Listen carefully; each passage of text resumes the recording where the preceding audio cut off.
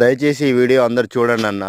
ఎందుకంటే ఏవేవో పనికిరాని యూట్యూబ్‌లో వీడియోలు చూస్తా ఉంటారు. దాని అర్థం పర్థం లేని వీడియోలు కూడా లైకులు కొడుతుంటారు. కానీ మా రైతులయి మాత్రం వీడియోలు ఎవరు చూడరు, లైక్ చేయరు, ఆదరణ అస్సలు లభించదు. మరి ఆ రైతులు ఏం పాపం